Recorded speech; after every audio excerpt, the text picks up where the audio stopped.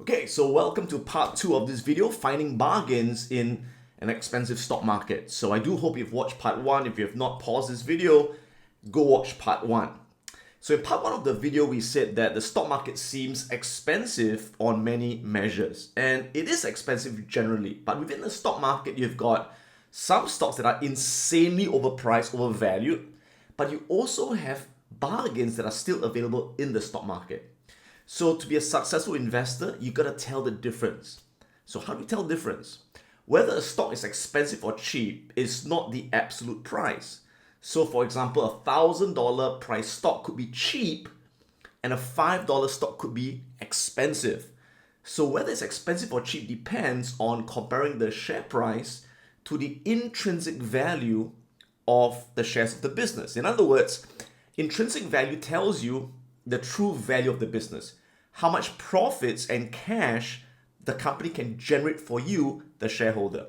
In part 1, I gave you a challenge and I said, pause the video and rank these 4 stocks from the most expensive to the cheapest. So if you've not already done that, pause this video and just make a guess. Write down the most expensive stock among these 4 and down to the cheapest. All right, have you done that? Okay, great. So again, in part 1, we've already valued the first 2 stocks, and we valued Amazon, and we found that Amazon's intrinsic value is about $3,800 per share. And at the current price of $3,003 roughly, Amazon is actually cheap. It's on sale. It's selling at a slight discount of 13.5% discounts, undervalued. Now, Snapchat, on the other hand, we found that it's actually still losing money. So how do you value a business that's still losing money? It's like the machine is not giving you anything at all. So you gotta make assumption that one day the company will make money, right? So with Snapchat, there's no profit, but based on its sales, we estimated the potential profit in the future based on a very generous profit margin of about, I think, 28%. And based on how much it could earn in the future, we found that Snapchat was worth only $22 per share. And selling at $53, it means Snapchat is really expensive. It's selling at 137% above its intrinsic value. So if you buy Snapchat at today's price, essentially you're paying about $2.30 for something that's really worth $1 right now. Okay, we've got 2 more stocks to go. Next one, NIO. NIO is a stock that's often brought up by people. Hey, Adam, how about NIO? And the reason people keep talking about it is because it's a hot stock. It keeps going up, right? And we call that momentum. And sure, if you want to trade it, you can trade it, right? So trading means buy high, sell even higher. In trading, we don't care about valuation. We could buy super expensive and we could be a fool. It's fine as long as you sell it to an even bigger fool that comes along. But would you want to hold it for the long run? You will only want to hold it for the long run if it's really worth what you're paying for it. So if you take a look at NIO, you find that again, it's still losing money. And not only that, but it's losing more and more money every year. So if you take a look at the financials, you can see that for NIO, its revenue, sure, it's growing, all right? But look at the net profit. It's losing money, losing more money. So it's losing more and more money every year. And look at the freaking debt, right? It's got a whole shitload of debt with a bit of cash, okay? So it's pretty scary shit, right? So you can see free cash flow is negative, profits are negative. So again, it's like it's a machine that's not making money, but the machine is, taking more of your money away. So what's this machine really worth? Now, of course, it will make money in the future, hopefully, right? So we have to assume how much it could make in the future. We have to make a projection, an assumption, all right? That one day this machine will make you some money. Now, if you look at the sales right now of NIO, this is NIO, by the way. This is in Chinese yen, right? So currently the revenue is about 7.5 billion renminbi or Chinese yen, and it's losing 10 billion renminbi, right? So making huge losses over here. All right, but let's assume that it will be profitable. So how much profits do we think it can make? Well, you have to compare it to other car manufacturers. So let's take one of the best run car manufacturers, Toyota, which also makes electric vehicles right now, right? So Toyota's net profit margin is about 6%, and that's the average among car manufacturers, about 6%. So Basically, if you take 6% of this revenue, you project its net profit eventually. And if you do that, you will get 400, and let me just make this a bit bigger. All right, you will get 453 million renminbi. So that is the profit we should expect it to make eventually. Okay, so, and we're going to project this company for the next 20 years. So it's kind of like a machine. So it makes 453 million, and then the next year is going to make 700 million, a billion. So we got to project the profits will grow over time as it sells more and more cars. And again, I'm being really optimistic here because it's still losing money. I'm assuming it's making money right now. I'm being really, really optimistic, all right? This company has 8 billion in debt. It's only got 900 million in cash.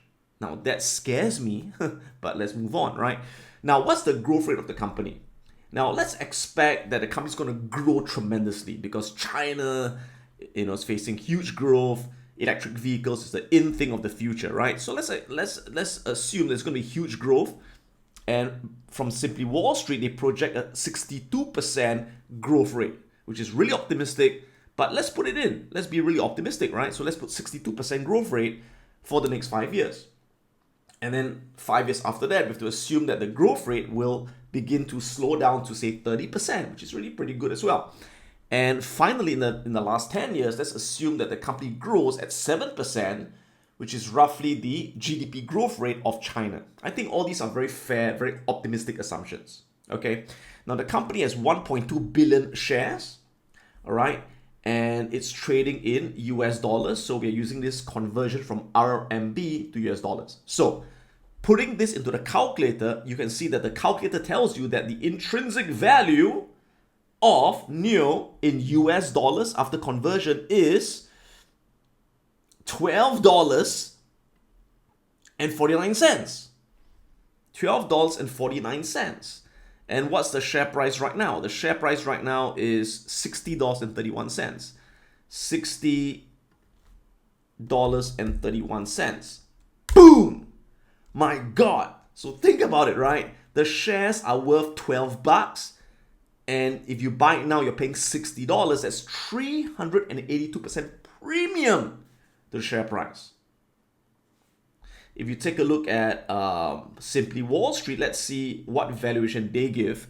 I'm just curious. All right. So based on Simply Wall Street, they value the shares at $8.99. My God, so they are more pessimistic. They are more pessimistic. I'm really optimistic, right? So no matter how optimistic I get only $12.49. So if the shares are really worth 12 bucks, why is it selling at $60? Why does it keep going up? Because people are stupid. Nah, I'm not saying people are stupid. It's because of hype. It's because of short-term emotions. Because, people are saying, China and electric vehicles going to change the world. So people get really excited. And when people get really excited, they're willing to pay any price to grab the shares, and they borrow money to buy the shares. And that's what we call a bubble, and that sends it higher and higher. Now, having said that, I'm not saying that the price is going to drop today, next week, next month. It could still go up, right? Because as long as people are excited, emotional, it could still go up. And sure, you could make money by trading this. Again, in trading is you buy high, sell higher. It's a greater fool's game. You buy your fool, sell it to a bigger fool. But if you do that, you gotta have a clear profit target, you gotta have a clear stop loss, and you trade it, right? But is this something that you want to invest in, you want to hold for the long run? No, I wouldn't do that, because this is the kind of stock that eventually, when people realize that, hey, they are not making money, I was taken for a ride. This guy, right, it could drop all the way to 12 bucks or lower. And if you don't have a stop loss and your holding is going to come back, you could lose your pants. So be really careful. You see from this chart, the share prices of technology firms that are making no money, right? These are companies that are making no money and they have skyrocketed, right? Money for nothing and chicks for free. So this is the bubble part of the stock market. This is the part that could explode and collapse 50 to 60%. And although NIO is not really a tech company, it's more like a car company, but people are kind of like projecting it. So it's like a Tesla, it's like a tech company. Yes, right. Okay, so verdict. Amazon, we say it's cheap. Snapchat, expensive. NIO, bloody expensive. 382% overvalued. All right, final one, Lockheed Martin. This is a military defense contractor, the biggest in the US and the world. They create all these fighter jets, F-16s, F-35s, and as long as the world will have conflict and military buildup, Lockheed Martin will do really well. Okay, the only time Lockheed Martin will not do well is if all the world leaders hold hands and sing Kumbaya, my lord, and kiss and make up. Right, so there'll always be conflicts, there'll always be wars, so Lockheed Martin will make a lot of money in the future, but what are the shares really worth? So let's take a look at some of the financials. So if you take a look at Lockheed Martin's financials, you can see it is a money-making machine, right? So you can see revenue in the long run on a very clear uptrend, really going up the last couple of years. You've got your free cash flow in green going up really well, making more and more cash every single year. Net income going up as well, operating cash flow going up as well, and as well as dividends, right? And you can see debt has been falling, right? And cash has been remaining pretty consistent. So if you plug this all into the intrinsic value calculator, boom, this is what you get, okay? So again, currently Lockheed Martin's making $6 billion in cash flow from operations, making $6 billion in a year, right? So, and Lockheed's not a high growth company. It's a moderate growth company. It's growing at about 8%, all right, 8%. Not high growth, but consistent.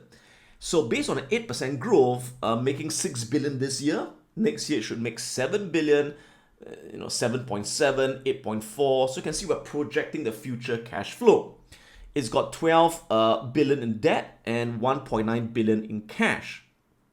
Growth rate, again, only 8% growth rate, moderate. And we assume the growth's gonna halve in the next 5 years and eventually grow at just 4%. So being really conservative here, putting in 281 million shares outstanding. Okay, using a discount rate of 5.6%, and this gives us a final intrinsic value of $455. That's what the shares are worth based on what it's making. It's a money-making machine. And the shares, as of yesterday, closed at roughly about $331, which means that the shares at today's price, they are selling at a 27% discount. It is dirt freaking cheap. Lockheed Martin is a cheap share right now, selling at a 27% discount to its fair value. All right, so results of the challenge of the quiz: most expensive, NIO. Number 2, Snap. Number 3, Amazon, and the cheapest, Lockheed Martin. Did you get it right? If you got it right, please write it down in the comment section. I'm curious to know. If you got it wrong, also write it down in the comment section what you've learned from this exercise. Now you may be wondering, hey, if it's so undervalued, right? Intrinsic value is $455, why is it still going down? Why is it not going up? Because you got to remember that in the short term, the stock market is not logical. In the short term, the stock market is purely irrational and emotional, driven by manipulation, by news, and by emotional sentiment. One of the reasons why Lockheed Martin is going down in the short term is because it just announced its earnings and it missed by 1 cent, right? So people think, oh my God, it missed its earnings, right? But they didn't notice that profits actually rose 20% year over year. The other reason it's going down is because after Trump lost the election and Joe Biden took over, the Democrats are now in charge. And there's a perception that Democrats don't spend as much as Republicans on military defense budgets. So because of that, that short-term concern, people, oh my God, Democrats in charge, right? It's going down. But again, this is purely irrational, purely illogical, and this creates mispricing of businesses. It allows great businesses to be selling at a mispriced level. And as value investors, we take advantage of this. Now, again, I'm not saying that Lockheed Martin is going to go up today or next week or next month. It will take time, but eventually I can bet you this is going to be a lot higher than 455. See, the stock market is a machine that transfers money from the impatient people to the patient people. And if you're willing to be patient, you could make a lot of money on Lockheed Martin. And again, remember we talked about the wave patterns in part 1, right? We've got wave up, wave down, wave up, wave down, sometimes big wave down, right? Wave up, big wave down, wave up. Now it's going through a wave down, right? So this is when there's concern and fear. And that's the time I like to accumulate shares as an investor, because I know eventually after breathing in, it will eventually breathe out. But we can't always catch the exact bottom. Sure, it could still go lower potentially, but you know what? It will go high eventually. At the same time, it's paying about 3% dividend yield, so I'm being paid to wait for the shares to be a lot higher. So what are the expensive industries and stocks within the stock market right now? Well, these are the industries where there's a lot of hype, there's a lot of speculation, there's a lot of excitement for the future. And sure enough, you have got a bit of a mini bubble in these industries. The first would be, of course, companies that are involved into cloud enterprise solutions, cloud computing. This is the cloud ETF, ticker symbol SKYY. And again, from the chart, you can kind of like guess when it's a bit overbought in the short term, when the price is far from the moving averages, like the rubber band, it's really far, you have to snap back eventually, right? So you can see that right now it's like waving up and pretty far from the moving averages. So we definitely gonna see a pullback in the near future, right? Now, having said that, not all cloud computing stocks are overpriced. In fact, the large cap cloud computing stocks like Alibaba, Amazon, Microsoft, they are not expensive, but it's the mid cap and the small cap cloud stocks that are way overpriced. Like for example, Snowflake or Cloudflare. These are really, really overpriced right now. In fact, they're still losing money for some of them. Next, you have got disruptive technologies. Certain companies, especially the mid cap companies and the small caps in fintech, in health technology, and of course, anything related to cryptocurrency is really hyped up right now. And prices are really overbought. And again, this is the ARK ETF. You can see, whoa, right? And way overbought, right? So it's a bit risky to really jump in at this point of time. And next, you have got, of course, alternative energy, especially now that the Democrats have taken over the House, Congress. People are all for solar power, and that has caused this ETF, the solar ETF, to really take off 90 degrees, so really overbought. And finally, we have got electric vehicles. That's the in thing right now, right? With NIO and Tesla and whoa, all the way up there, right? Now again, I'm not saying that it's gonna drop today, next week, next month, or next 3 months. We can't predict when the bubble will burst. We can't predict where the top will be. And sure, it's really expensive, really high, but again, high could go even higher. And sure, you could trade this. You could buy high and sell even higher. But if you do that, remember to have your stop loss in place, have your profit targets in place. But if it's something you want to invest in your portfolio, be careful. Don't have too much of your portfolio exposed to these industries or these stocks, because when the market does correct down, your portfolio could suffer a huge drawdown. Expensive stocks would also be story stocks, stocks where there's some kind of exciting story behind it or some kind of brand behind it. So for example, Airbnb that just listed, right? And the share price right now is about $177. But if you do an intrinsic value, it's really worth at the very most $60. So again, this is way overpriced, Airbnb. And then you've got Zillow, right? And this again is selling at $146, but it's really only worth $67. So again, these are all double or triple, selling double, triple what they're really, really worth. And then you've got Zoom, which again, a lot of us are using, but again, if you look at their actual revenue and profits, they are worth, at the very most $175. And right now it's selling at close to $400. Again, it's like 100% overpriced. And of course, you've got the all-time favorite, Tesla, And I'm not saying Tesla's a bad company. It's got a lot of things going for it. But again, if you look at the valuation, even if a lot of lofty projections about future profits, at the very most, it's worth $300. It's now selling at $900. Could it go higher? Sure, because it's hype. Hype can get even more hype-ish. And, Tesla is one of those stocks, I call it a cult stock. A cult stock is something that I wouldn't dare to short because, when people are cultish, they don't think logically, right? They will just get even more excited. But neither would I dare to buy it for the long run. But I do trade it from time to time. And you know how something's a cult? When you say anything negative about that, people lose their shit. How can you say that? So when people get really upset, it's a cult. Right? It's like whenever I criticize, Donald Trump, people lose their shit. What about Donald Trump? He's a great man. Yes, right. Okay, anyway. I'm going to get a lot of hate for that, but who gives a shit? Okay, now, so within the market, you know what's expensive, but are there still bargains in the market? Are there still companies that are cheap or reasonable? Yes, there are. Before we get into them, be careful. Now, one common mistake people make is that they say, Adam, this is a really cheap stock, right? In an expensive, I'm going to buy that. But they don't realize that it is cheap because it's crap. There are a lot of cheap companies out there, but they are not good businesses. They are mediocre or lousy companies. So be careful. Don't buy something just because it's cheap, because it may be a lousy business. All right? And it's cheap for a reason, because it's lousy. So we call them value traps. It looks like undervalued, but it keeps going down, right? Because it's losing money, it's not doing well. Example, a lot of oil and gas stocks, a lot of energy stocks I won't touch. Like people say, hey, Shell looks cheap. ExxonMobil looks cheap. I say, yes, but, they are not great business anymore. They used to be a great business, but now maybe not so much anymore.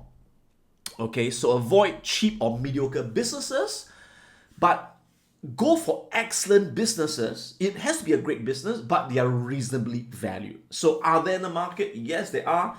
First, look at real estate. Okay, real estate. Now, you can buy real estate really easily through REITs, Real Estate Investment Trust, which is what I mainly invest in. And if you look at REITs, for example, listed in the US markets, there are some REITs that are still pretty reasonably priced. When you buy REITs, essentially you're buying property and you're focusing more on the rental yield, the yield that you're getting, the dividends, right? So for example, WP Carey is a diversified REIT, is now yielding 6%. Hey, that's better than putting your money in the bank, right? And they own real physical property, right? Realty Income, ticker symbol O. This is a retail REIT listed in the US, 4.65% yield. Not bad. Medical Properties. In medical healthcare, it's a healthcare REIT in the US, 5% yield. Or you could buy the REIT ETF. The biggest one is the Vanguard Real Estate Index. It's a collection of many REITs in the US, and it's now yielding about 3.9%. But some of the best REITs, giving the best value, are listed actually in Singapore. That's right, where I'm living. So I've got one portfolio just invested on Singapore listed REITs. And some of the best REITs to own right now, property, are industrial REITs because they are pandemic proof. But there are some good office REITs that are pretty resilient as well. Two I can point out listed in Singapore would be Manulife REIT. Although it's listed in Singapore, but they own real estate in the US, and it's now yielding 7.9% yield. It's pretty darn good, right? Cromwell, listed in Singapore, but they invest in commercial and industrial property all over Europe. They are yielding 7.57% yield. And these are the companies or the REITs that I'm still buying in this expensive market because they are bargains within an expensive market. Next, selected consumer staples. That's right. Right? So what happens is that when people have a fear that recession is coming, they buy consumer staple companies. So when there was a fear of recession, these stocks were flying like crazy. But now that people are confident that, hey, the economy is coming back, they are now selling these consumer staples and buying other companies. So these companies have come down, but they're great businesses. Example would be PepsiCo, right? Pepsi. And PepsiCo's intrinsic value is about $146. And right now it's selling at $138. So it is relatively undervalued. Procter & Gamble, same thing. Pretty decent valuation right now. McDonald's, Starbucks, Yum Brands, Yum China.